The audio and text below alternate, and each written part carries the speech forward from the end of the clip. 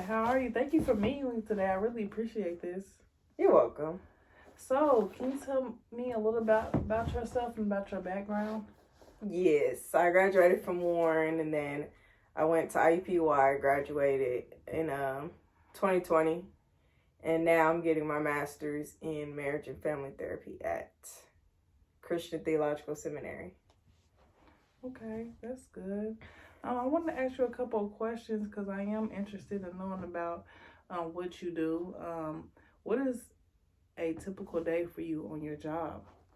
Well, I work at Department of Child Services, which is like CPS, and I'm a family case manager.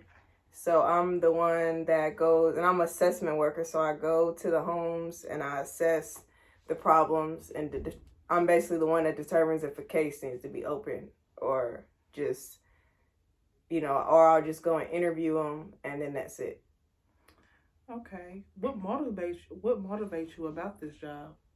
Saving children's lives. I feel like I've always wanted to be in a career where I'm helping people, and I'm definitely helping families and children. Yeah.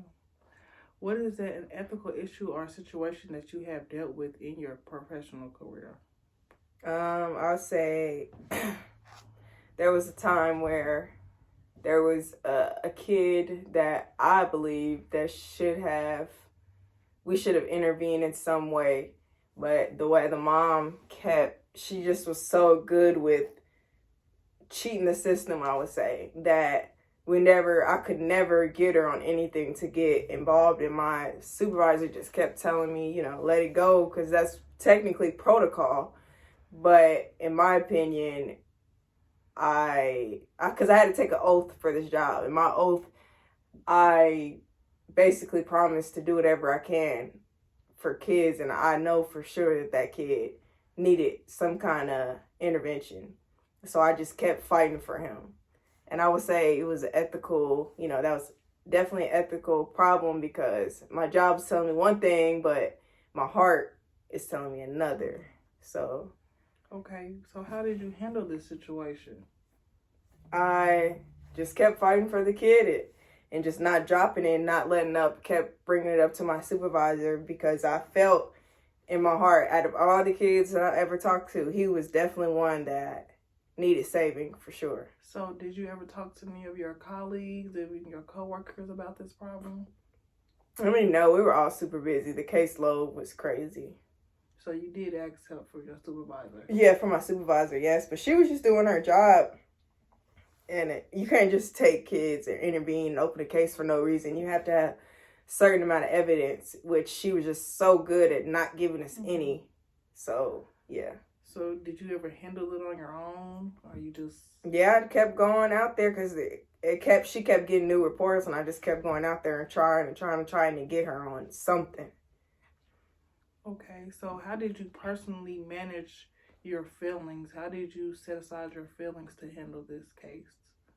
Well, me personally, I always told myself, at the end of the day, when I go home, that's it. I don't think about it until the next morning, and that's what I do. Because if you don't, then because DCS, they already have you working so much. If you don't take personal time, you're never going to make it. So I just told myself, when I clock out for the day, that's it. I don't think about it until the next morning when I clock in. Okay, can you give me any other motivating words that encourage me to, be in this field? Definitely just keep your feelings out of it for the most part. Sometimes it's good to have your feelings in it because it helps you do a better job, in my opinion.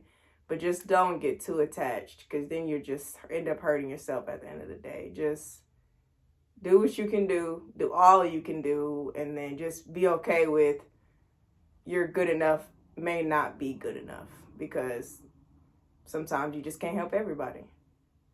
Okay, thank you so much. I really appreciate this interview. You're welcome.